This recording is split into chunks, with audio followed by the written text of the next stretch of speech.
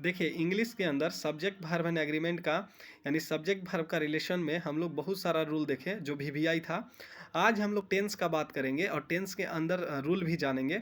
तो आइए पहले टेंस कहते किसको है इसको समझ लेते हैं, क्योंकि बच्चों को कन्फ्यूजन रहता है कि time is known as tense, यानी टाइम को ही, समय को ही काल कहा जाता है।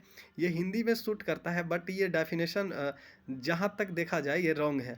आइए टेंस का डेफिनेशन हम लोग दो तरह से समझते हैं। देखिए, पहला तो एक सिंपल लैंग्वेज में बोल सकते हैं कि tense denotes the time of an action, यानी उस टाइम में जो एक्शन परफॉर्म हो रहा होता है उसे टेंस कहते हैं। अगर दूसरा फॉर्म में इसको हम बोलें तो देखिए ये बोलता है कि it denotes the different forms of verb are correctly use in a sentence, यानी यहाँ पर ये बोल रहा है कि कैसे डिफरेंट फॉर्म्स ऑफ वर्ब का V1 V2 V3 जो होता है उसको हम करेक्टली यूज करते हैं सेंटेंस के अंदर। तो ये हम टेंस में ही पढ़ते हैं।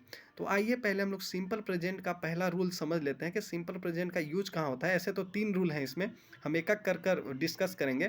पहला रूल ये बोलता है कि अगर सेंटेंस के अंदर regular and habitual action show हो रहा हो। रेगुलर एंड हैबिचुअल कहने का मतलब कि कुछ ऐसे वर्ड होते हैं जैसे always, regularly, seldom, frequently, rarely.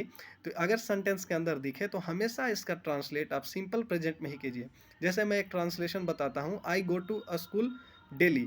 Daily क्या है, रेगुलरिटी शो कर रहा है, इसीलिए इसको हम सिंपल प्रेजेंट में बनाए, I go to a school daily. तो बने रहिए अंकित सर के साथ। नेक्स्ट वीडियो में हम टेंस का, सिंपल प्रेजेंट टेंस का 2 रूल और डिस्कस कर देंगे। जय हिंद दोस्तों।